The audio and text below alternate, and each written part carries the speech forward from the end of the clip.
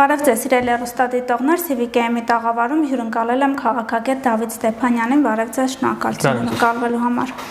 Պարոն Ստեփանյանի, ներորդ գումարման ազգային ժողովն իր աշխատանքները սկսել է, դուք ինչ դիտարկումներ ունեք, այսօր իշխող ուժի պատգամավորը նշում էր, որ պետք է դուրս գալ այդ ճակերտավոր բոշապ չացած տրամաբանությունից ու կառուցողական աշխատել եւ հետեւելով աշխատանքներին արդյոք հնարավոր է այդ կառուցողականությունը տեսնել։ Դե այն, որ պետք է դուրս գալ բոշապ չացածից, կարծում եմ ակնհայտ է, ոչ թե պետք է, այլ անհրաժեշտ է, հաշվի առնելով, որ ազգային ժողովին վերապահված են երկրի կառավարման գործում որոշակի դերակատարում եւ ֆունկցիաներ, որոնք 8-րդ գումարման հանձնաժողովը, ազգային ժողովը իմ անձնական կարծիքով մեղմ ասած չի կատարել։ Հիմա այս ֆունկցիաները պետք է կատարի 9-րդ գումարման ազգային ժողովը, բայց ես շատ սկեպտիկ եմ այս հարցում, վատատես եմ, հաշվի առնելով այն նպատակները, որոնք ունի մեր հայրենական ընդդիմությունը, որը եկել է ազգային ժողով, տեսեք, այս ընդդիմությունը չունի քաղաքական օրակարգ։ Երբ ես ասում եմ քաղաքական օրակարգ, ես նկատի ունեմ քաղաքական տեսլական Հայաստանի Հանրապետության զարգացման տեսլական, որով ինքը եկել է ազգային ժողով եւ պետք է չէ առաջ տան այդ տեսլական։ Իրենք դա չունեն։ Իրենք ընտրություններին մասնակցել են երկու նպատակով։ Եթե ստացվի իշխանափոխություն անել Գյումրի 2 սցենարով, իսկ եթե չի լինի, ուրեմն գալ ազգային ժողով եւ զբաղվել նրանով, ինչով նրանք հիմա զբաղվում են։ Այդ բոշապ, չացած, ինչպես դուք ասացիք, ինչպես ազգային ժողովում կառավարող ուժի ներկայացուցիչը ասաց, շրջանակներում։ Հիմա եթե այդ մարդիկ չունեն երկրի զարգացման տեսլական, եթե նրանք չունեն օրինագծեր, որոնք ուզում են առաջ տանել, որոնք ուզում են մղել առաջ եւ ընդունել ազգային ժողովում, բա ինչով պետք է զբաղվեն։ Ինչ որ մի ձևով պետք է արդարացնեն իրենց ներկայությունը ազգային ժողովում, ինչ որ մի հաշվետվություն պետք է սեփական ընտրողներին ներկայացնեն։ Հիմա այդ հաշվետվությունը տեղի է ունենալու բոշապ փչացածի շրջանակներում։ Ես սա ցավով եմ նշում, բայց սա այն է, ինչ ունենք։ Եվ ես չեմ կարծում, որ մոտակա 5 տարիներին այս ապաքաղաքական դիսկուրսից իրենք շեղվելու են։ Իսկ սա ընդհանրապես խորհրդանի ներսում ինչ-որ ապաքաղաքական իրավիճակ ապահովելու համար է, թե դուք հնարավոր եք տեսնում զարգացումներ հետագայում նաև դրսում, օրինակ սաբոտաժի եթե ենթարկվի խորհրդանի աշխատանքը։ Դրսում կարող է լինել զարգացում բացառապես մեկ դեպքում, եթե իշխանությունը լուրջ թերացումներ ունենա արտաքին քաղաքական ոլորտում։ Օրինակ, եթե սկսվի սահմանազատումը եւ մի օր պարզվի, որ Տիգրանաշեն գյուղը այլևս Տիգրանաշեն չէ, այլ օրինակ Քյարքի է, եւ Տիգրանաշենը տրվում է Ադրբեջանին։ Այս դեպքում ես վստահ եմ, որ ազգային ժողովից այս մարդիկ դուրս կգան փողոց եւ ամեն ինչ կանեն, որ փողոցում հայտնվի հնարավորինս մեծ մարդկանց զանգված։ Այլ ես սա որպես օրինակ եմ բերում, այդպես օրինակները շատ են։ Այլ հնարավորություն մարդկանց հանելու փողոց այս մարդիկ չունեն։ Իսկ սահմանադրության հանրակրվեն, որ իշխանությունն ուզում է անել, երբ անկախության հռչակագրը չեմ կարծում, որ իշխանությունը հիմա ուզում է անել սահմանադրության հանրակրվեն։ Ես հասկանում եմ, որ շատ մոդայիկ է դարձել այս օրակարգը քննարկելը, բայց ես չեմ տեսնում նախանշաններ եւ նախադրյալներ արտաքին քաղաքական, ներքին քաղաքական, որոնք կստիպեն իշխանությանը հիմա այդ քայլին գնալ։ Ես հասկանում եմ, որ այդ խորհրդարանական ընդդիմությունը անընդհատ այդ դիսկուրսը բերում է առաջ, փորձում է դնել սեղանին, բայց ես կարծում եմ իրենք էլ են լավ գիտակցում, որ հիմա այդ մասին խոսելը դեռ վաղ է եւ առնվազն պետք է բավականին երկար ժամանակ, որպեսզի այդ գաղափարը, այսպես ասած, մի սոարյուն ստանա եւ հայտնվի քննարկման դաշտում։ Ես չեմ տեսնում այդ վտանգը այսպես։ Բայց նրանց նաև խաղաղության պայմանագրի ստորագրումն է կախված, ըստ էության մնում է արկախված։ Միանշանակ ես կարծում եմ, որ խաղաղության պայմանագիրը առնվազն այս տարի չի ստորագրվի եւ առնվազն այս տարի սահմանադրական հանրաքվե չի անցկացվի։ Առնվազն ես ավելի երկարամյա կանխատեսումներ ունեմ, բայց այս պահին կարծում եմ արժե կենտրոնանալ այս 1 տարվա կտրվածքով։ Հիմա երբ օրինակ իրենք վերցնում են Եվրոինտեգրման հանձնաժողովը, մարդու իրավունքների հանձնաժողովը, նախ Հայաստան դաշինքին եւ մի փոքր նոնսենս է իրենց դրամաբանության մեջ, ինչ միտք ունի ձեր կարծիքով այս ամեն ինչը։ Դա ես նորից եմ ասում, իրենք պետք է ինչ-որ ձևով արդարացնեն սեփական ներկայությունը ազգային ժողովի պատերի ներսում։ Հիմա սա է, բայց ինչ անեն, չվերցնեն, մի բանով զբաղվեն, չէ՞, եթե իրենք։ Բայց հենց Եվրոինտեգրումով, օրինակ ռուսական ուժը, պրոռուսական ուժը։ Ну, ես հասկանում եմ, որ իրենք են նախագահողը, բայց ԿՊ-ն ավելի շատ անդամներ ունի, չէ՞, այդ հանձնաժողովում, հետեւաբար իրենք չեն կարող որոշումներ կայացնել, որոնք կվտանգեն Եվրոինտեգրման գործընթացը։ Եվրոինտեգրման գործընթացը վտանգող որոշումներ կարող է կայացնել բացառապես քաղաքացիական պայմանագիրը։ Իրենք դա չեն կարող անել։ Ձեր դիտարկմամբ այս խորհրդարանում օրինակ ուժերը նույն ջանասիրությամբ են Ռուսաստանի շահերը սպասարկում, թե նախկին գումարումի հետ համեմատած, ինչու եմ հարցնում, որովհետև ակնհայտ է, որ այլևս այդքան մոդայիկ չէ Հայաստանում Ռուսաստանի քարոզով զբաղվելը ու գուցե իրենք էլ են հասկանում, դուք այս մի քանի օրվա քննարկումներից ինչ դիտարկում ունեք։ Այն, որ իրենք դա հասկանում են, դա միանշանակ է։ Ես չեմ կարծում, որ իրենք քաղաքականապես տհաս են։ Միանշանակ հասկանում են։ Եվ այս առումով ինձ համար նոնսենս էր, որ նույնիսկ նախընտրական շրջանում իրենք շարունակում են ռուսական գիծը առաջ տանել։ Սա բերում է մի իրավիճակի, երբ դու սկսում ես մտածել, որ այս քաղաքական ուժերը խորհրդարանում գտնվող առաջին հերթին իրենց լիդերները, ղեկավարները քաղաքական պատանդներ են։ Իրենք ռուսական քաղաքականության, Ռուսաստանի քաղաքական պատանդներ են եւ հայտնվել են երկու քարի արանքում։ Իրենք հայտնվել են հայոց պետականության, տվյալ դեպքում քաղաքացիական պայմանագիր Նիկոլ Փաշինյանի եւ Ռուսաստանի կառավարության, տվյալ դեպքում Վլադիմիր Պուտինի արանքում։ Երկու քարի արանքում են։ Իրենք լավ գիտակցում են, որ ռուսական նարատիվները փորձել առաջ տանել Հայաստանում այս պահին 20 թվականից հետո, հա 21, 22 Արցախի էթնիկ զտումից, հայաթափումից հետո առնվազն պրոդուկտիվ չէ եւ ողջամիտ չէ, բայց եթե նրանք դա անում են, դա նշանակում է, որ իրենք այլ ընտրանք չունեն, այլ ճանապարհ չունեն։ Դա նշանակում է, որ իրենք դա ստիպված են անում։ Սա շատ վատ է խոսում մեր խորհրդարանի ընդդիմադիր հատվածի մասին։ Սա խոսում է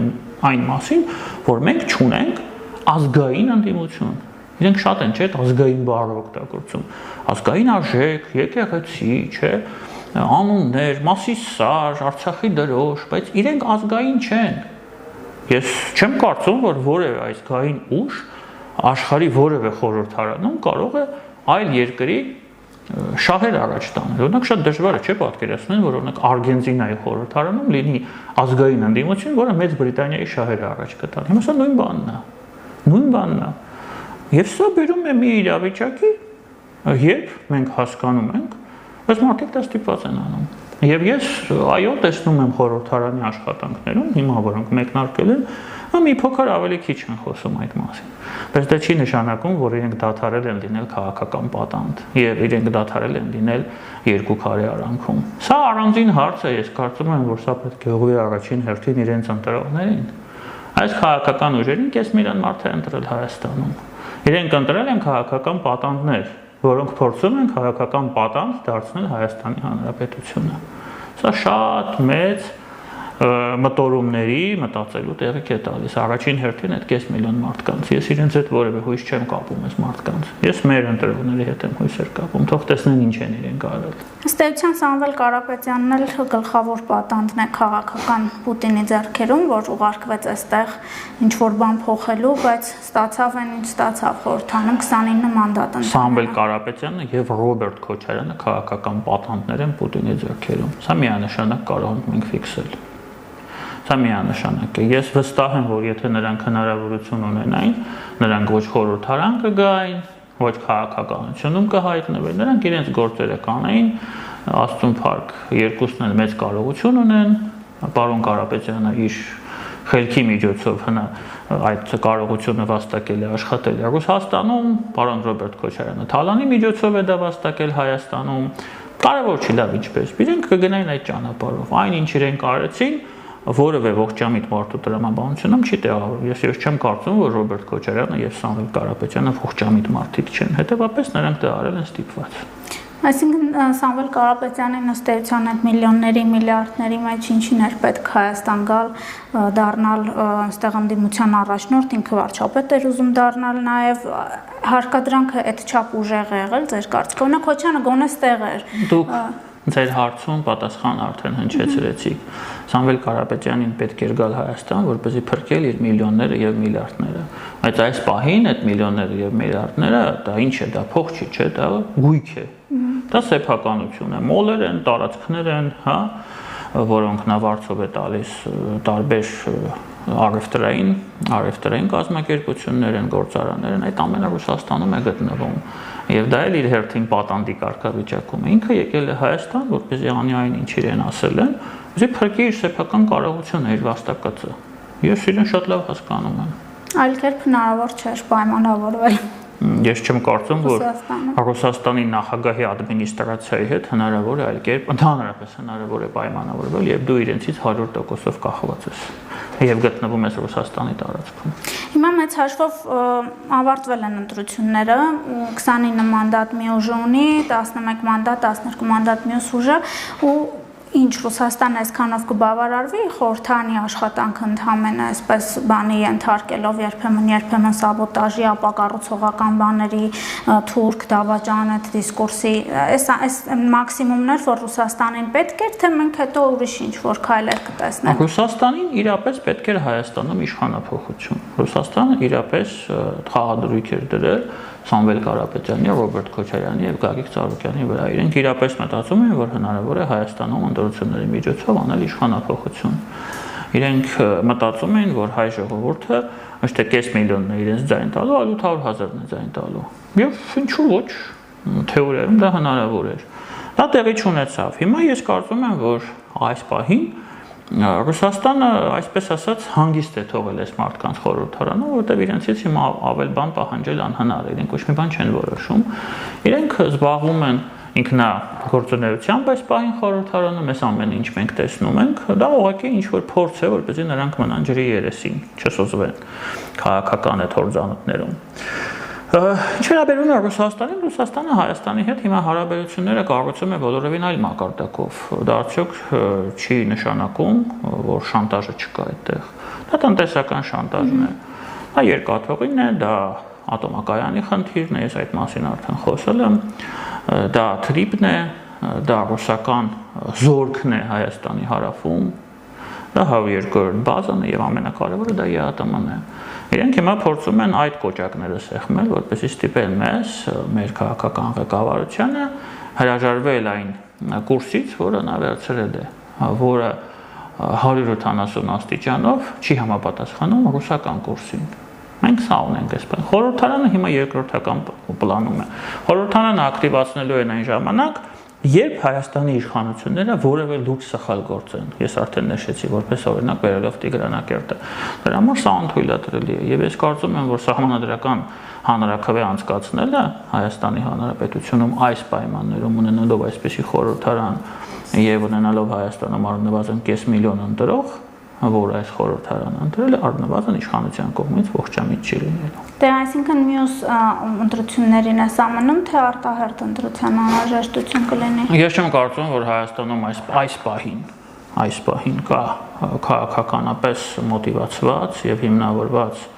արտահերթ ընտրությունների կարիք։ Ես հույս ունեմ, որ այս հարցերը կթողնեն 31-ին։ Միջև այդ չստորագրվի պայմանագիրը, բայց կմնա այն խաղաղությունը։ Չեմ կարող ասել միջև այդ կստորագրվի թե ոչ, ես այդքան երկար չեմ կարող անել կանխատեսում, իմ կանխատեսումը այս տարով կարծում եմ դա արդեն բավականին խիզախ է։ Նկատում եմ Ալիև այս հարցում հնարավոր է զիջի տեսնելով օրինակ իրավիճակը որ կա, որտեղ կարծես միակ այդպես ասած արգումենտը իրենց այդ անկախության հռչակագրի հողումն է մնացել։ Թե այլ բան եք տեսնում։ Արգումենտը դնենք մի կողմ։ Իրականությունը դնենք մի կողմ։ Իրականությունը հետևյալն է։ Ադրբեջանը որևէ դեպքում շահագրգռված չէ, որ Հայաստանը ոտքի կանգնի։ Ալիևի բոլոր վերջի հայտարարությունները, ինչ ասում Ալիևը, ասում է ես ձեզ հոսանք կվաճառեմ։ Դա ասում է մի երկրի, որը ունի ատոմակայան, հա, սա ծիծաղելու բան է։ Ինքը բոլորովին լուրջ է ասում դա։ Ինքը ասում է, որ ես հոսանք կվաճառեմ, դուք ձեր կախվածությունը, հա, ձեր կախվածությունը ինձանից մեծացրեք։ Ինքը սա է ասում։ Եվ սա ուղղակի խոսքեր չի, սա քաղաքականություն է։ Ես չեմ կարծում, որ այս քաղաքականություն վարող երկրի նախագահը կարող է բավարարվել Հայաստանի սահմանադրության փոփոխությամբ։ Սա աբսուրդ է։ Նույնիսկ եթե մենք հռչակագիրը հանենք, հղումը հռչակագրի վրա հանենք սահմանադրությունից, ադրբեջանական քաղաքականությունը չի փոխվի Հայաստանի Հանրապետության նկատմամբ։ Ես դա բացառում եմ, որտեղ Ալիևը եւ Ադրբեջանում իշխող կլանը լուրջ մտահոգություններ ունեն Հայաստանի տնտեսական զարգացման հեռանկարների հետ կապված։ Իրենք ամեն ինչ անելու են, որպեսզի դրան խաթարեն այդ գործընթացը։ Եվ խոսել այս ամենի համատեքստում անկախության հռչակագրի մասին ես կարծում եմ ծիծաղելի է եւ ողջամիտ չէ։ Ես խոսում եմ որպես քաղաքական, հա, փորձագետ։ Ես չեմ կարծում, որ սա իրականություն է։ Դրա համար խաղաղության պայմանագիրը կստորագրվի թե չի ստորագրվի, սա երկրորդական հարց է։ Առաջնայինը մեզ համար այս պահին դա նոր ատոմակայան կառուցելն է։ Այդ գործընթացը փորձել արագացնել։ Սա մեզ համար շատ կարևոր է։ Առաջնայինը մեզ համար Ռուսաստանից գազային կախվածությունը նվազեցնելն է։ Առաջնայինը մեզ համար երկաթուղու կոնցեսիոն պայմանագիրը խզելն է Ռուսաստանի հետ, որովհետև առանց դրա մենք չենք կարող լիակատար ինտեգրվել տնտեսական ապաշրջափակման գործընթացի մեջ։ Իսկ այն, ինչ որ կատարվում է այս պահին Հարավային Կովկասում, դա առաջնահերթ է հիմնական խաղացողների համար եւ մեր տարածաշրջանի համար, դա տնտեսական ապաշրջափակումն է։ Այս տարածաշրջանը ամերիկացիները ուզում են բացել, ռուսները չեն ուզում բացել, իրանցիները չեն ուզում բացել, ամերիկացիները ուզում են բացել։ Հիմա մենք պետք է մեզ շատ պարզ հարց տանք։ Մեզ պետք է որ տարածաշրջանը բացվի, թե ոչ։ Եվ այդ հարցին պատասխանելը մենք պետք է հասկանանք մեր շահերը ռուսների եւ իրանցիների հետ են համընկնում, թե այնուամենայնիվ ամերիկացիների։ Հիմա Ռուսաստանն անընդհատ պահանջներ է դնում հանրաքվե անցկացնելու հետ կապված, տարբեր մակարդակներով այս մասին խոսվում է, արդեն ժամկետներ են նշում մինչև դեկտեմբեր արեք այդ հանրաքվեն, ուր է տանում այս խոսակցությունը, եթե մեր կողմից պատասխանն այն է, որ իրենք էքսկլյուզիվ հարաբերություններ են ուզում, մենք դա չենք ուզում եւ մենք հանրաքվե կանենք այն ժամանակ, երբ ուզենք, ըստ էության Եթե ոչ բառացի, այդպես է։ Ես շատ հետաքրքիր զուգահեռներ եմ տեսնում Ադրբեջանի եւ Ռուսաստանի պահվածքի մեջ։ Երկուսն էլ պահանջում են Հայաստանից փաստացի հանրաքվե։ Սա ձեզ մոտ հարցեր չի առաջացնում։ Սա մեր հասարակության մոտ հարցեր չի առաջացնում։ Ինչի են սա պահանջում։ Իսկ արդյոք մենք պետք է գնանք այդ հանրաքվեների։ Ես կատեգորիկ դեմ եմ Հայաստանում մոտակա տարիների ընթացքում ընդհանրապես որևէ հանրաքվե անցկացնելու գաղափարին, որովհետև սա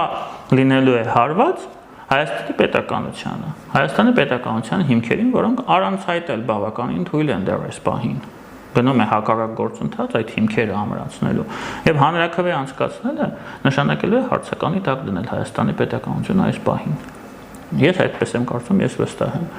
Հիմա էքսկլյուզիվ հարաբերություններ Ռուսաստանի հետ, դա գիտեք ինչ է նշանակում։ Դա նշանակում է այն հարաբերությունները, որոնք մենք ունենք Ռոբերտ Քոչարյանի լեգիսլատուրայի տարիներին։ Երբ որ իրենք այնտեղից ասում են, երկաթուղին կտաս մեզ, ինքը տալիս է։ 3 օր էր մնում իր պաշտոնավարումը, երկաթուղին տվեց իրենց, նոր գնաց։ Իրենք ասում են, չգիտեմ, how երկրորդ բազան, Լեսար Սարգսյանին դա ասում։ Կերկարացնես 30 տարով, 25 տարով երկարացնում է։ Ասում են գույք պարտքի դիմաց կանես, անում է։ Այսինքն դա նշանակում է, որ Հայաստանը չի ունենում ինքնիշխանություն։ Այդ էքսկլյուզիվությունը իր հիմքում ունի մեկ շատ լրջագույն խնդիր Հայաստանի համար։ Դա էքսկլյուզիվությունը Ռուսաստանի համար։ Մենք միայն լինելու ենք հպատակի կարգավիճակում։ Մեզ դա պետք է թե ոչ։ Եվ ես նորից եմ ասում, Ռուսաստանի խնդիրները Հայաստանի Հանրապետության հետ այս պահին դա սահմանադրությունը չէ, դա ԵԱՏՄ-ԵՄ չէ,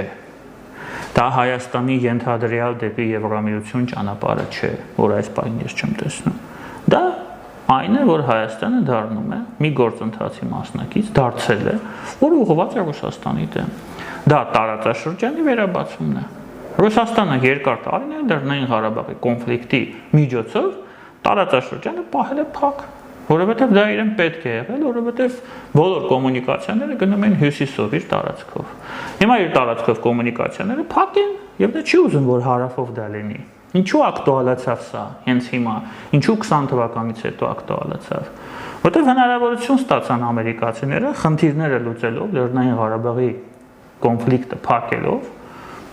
իհարկե ի վնաս մեզ, բայց դա ամերիկացիները չեն արել, դա ռուսներն, ադրբեջանցիները եւ թուրքերն են արել։ Իրենք էլ տեսել են, որ այդ հնարավորությունը բացվում է, Ղարաբաղյան կոնֆլիկտը այլևս չկա, որոշել են տարածաշրջանը բացել։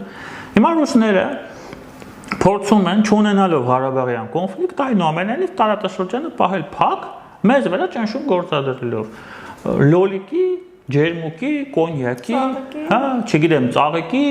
ասում դրա միջոցով, դա ծիծաղելու է, որովհետև երկու նժարի վրա դրած արժեքը անհամապատասխան է։ Ինքնիշխանությունը եւ լոլիկը չի կարելի համեմատել իրար հետ։ Այդ Ռուսաստանի հետ էքսկլյուզիվ հարաբերությունները նշանակում են Հայաստանի վերջ որպես պետություն։ Իսկ ինչ է նշանակում այսօրվա Ռուսաստանը։ Դա մի պետություն է, որը գահավիժում է։ Հիմա մենք գնանք կպնենք այդ պետությանը, որ իրենց հետ գահավիժենք, լավ, գոնե իրենք զարգացող պետություն լինեն, գոնե իմանենք, չնայած իմ համար ցանկացած դեպքում ինքնիշխանությունը սրբություն է։ Իմ համար կարևոր չի, նույնիսկ ամերիկացիները լինեն, ես դեմ կլինեմ, հա, Ֆրանսիան լինի դեմ կլինեմ, բայց այնուամենայնիվ լավ, դնենք այդ սաղ մի կողմ, ենթադրենք։ Իրենց հետ ոնց կարելի է էքսկլյուզիվ հարաբերություններ կառուցել, ոնց կարելի է պետությունը տալ իրենց։ Այնա լինելու ինչ որ Արցախը հետ արեցին։ Դե մեր եղավ չէ, տեսանք ինչ արեցին։ 20-ից 23 թվական Ռուսաստանի ձեռքով Արցախը հանձնեց Թուրքիային։ Հիմա փաստացի իշխանությունն այս իշխանությունը մերժում է այդ էքսկլյուզիվ հարաբերությունները։ Միանշանակ։ Ուր է տանում այդ խոսակցությունը, պահանջ, մերժում։ Ուր ենք գնում։ Գնում է հակամարտություն, կոնֆլիկտ ունենք Ռուսաստանի հետ։ Եվ ամեն ինչ ես նորից եմ ասում, կախված է մեզանից։ Եթե մենք այլընտրանք չձևավորենք, նոյեմբերին կամ դեկտեմբերի 1-ին իրեն գազգինը թանկացնելու են։ Եվ մեզ կանգնեցնելու են փաստի առաջ։ Մենք պետք է դրան պատրաստ լինենք։ Եթե մենք մինչև այդ ժամանակ չունենանք այլընտրանք, այլ երկրից գազ չկա ստեղ, Իրան կլինի, Թուրքմենստան կլինի, թե Ադրբեջան չլինի, իրենք գազը թանկացնելու են եւ մենք ստիպված ենք լինելու կամ այդ գազը գնել է թանկ գնով եւ բնակչությանը սուբսիդավորել, կամ կլինի այն, ինչի մասին դուք հարցնում եք։ Այս մարդիկ, այս պարոնները խորհրդարանից դուրս կգան, կասեն դուրս եկեք ժողովուրդ։ Տեսեք Նիկոլը ձեր գլխին ինչ բերեց։ Չէ, չհամաձայնվեց էքսկլյուզիվ հարաբերությունների, գազն է թանկացավ։ Այնպես որ իշխանությունը պետք է այս պահին գործի հնարավորինս մեծ երանդով, ինչքան հնարավորություն ունի, որպեսզի վաղը սրանք իմանան, որ եթե իրեն գազը թանկացնեն, մենք ուղղակի այդտեղից ենք այդ գազը բերելու։ Իսկ եթե այդտեղից են գազը բերելու, կարող ենք վաղը կանգնեցնել Գազպրոմ Արմենիան, որը Ռոբերտ Քոչարյանը եւ Սերժ Սարգսյանը վաճառեցին, նվիրեցին եւ չգիտեմ ինչ արեցին ռուսներին, կարող ենք վաղը դա էլ ազգայնացնել։ Իսկ դա իրենց պետք է թե ոչ, դա հարց է, չէ՞։ Այսինքն այդ ամենը պետք է հիմա արվի, դեկտեմբերի 1-ին ուշ է լինելու։ Տնտեսականը մի կողմ, անվտանգային հարցերին անդրադառնանք, հապկի մասով ուր ենք գնում, որովհետև հապկի մասով էլ են պահանջներ հնչում, չենք վճարում անդամավճարը, օրերս այդ մասին խոսվեց, որ Հայաստանի ձայնի իրավունքից կզրկեն, ընդհանրապես մենք հապկում կարծես սառեցրել ենք հարաբերությունները, մնալու անհրաժեշտություն կա։ Ինչու ենք մնալ։ 2020 թվականի սեպտեմբերի 27-ից Ռուսաստանը եւ ՀԱՊԿ-ը Հայաստանի եւ Լեռնային Ղարաբաղի անվտանգության ապահովման գործում ունեն 0 դերակատարում մինչեւ այսօր։ Արցախը դրան վկա է, որ այլևս հայկական չէ։ Հիմա հարցը այսպեսինն է. մեզ պետք է ՀԱՊԿ-ից դուրս գալ թե ոչ։ Շատերը չեն հասկանում, երբ ես դա ասում, իսկ կարծում եմ, որ ոչ։ Մենք կարող ենք շատ հանգիստ մնալ ՀԱՊԿ-ում։ Փողը չտալ։ Չէ, ոչ մի բան չանել ընդհանրապես։ Ոչ մի բան, 0 դերակատարում։ ՀԱՊԿ-ը մեզ համար երբեք չի եղել գործիքակաց պարունակող, անվտանգությունը ամրապնդող, գործիքակաց պարունակող ինչ-որ մեխանիզմ։ Չի եղել։ Ինքը մեր կառույց է եղել ի սկզբանե։ Այդ ռուսները ստեղծել են իրենց էգոն ինչ-որ ձևով բավարարելու համար, հա, որպես ռուսական, եվրասիական ՆԱՏՕ։ Ինքը թղթեր ստորագրող մի կառույց է, իրեն կյանքում մեկ օպերացիա են ունեցել Ղազախստանում, երբ որ թույլ չտվեցին, որ Տոկաևի իշխանությունը տապալեն։ Տոկաևն էլ հետո գցեց իրան, ու շատ լավ արեց։ Դա դավդանել մի կողմ։ Մենք կարող ենք այդտեղ մնալ, եթե ուզում են թող իրենք անեն։ Թող անեն, դրանց բան չի փոխվելու։ Ասում եմ, ձեզ ձայնի իրավունքից ուզում են զրկել։ Մենք երբևիցե չենք ունեցել ՀԱՊԿ-ում ձայնի իրավունք։ Դա թող զրկեն, ինչ է փոխվելու դրանից։ Մենք չպետք է այնտեղից մեր կամքով դուրս գանք։ Թող հանեն, թող իրենց ոտին հերթական անգամ կրակեն, բայց մենք չպետք է այնտեղից դուրս գանք, որովհետև դրանով մենք ենք իրենց կախվածության մեջ պահում, այլ ոչ թե իրենք մեզ։ Շնորհակալություն, պարոն Ստեփանյան, հետաքրքիր զրույցի համար։ Տաղավարում հիշեցնեմ, հյուրընկալել է քաղաքագետ Դավիթ Ստեփանյանին, կհանդիպենք։ Հավանիր տեսանյութը եւ բաժանորդագրվիր նորությունները բաց չթողնելու համար։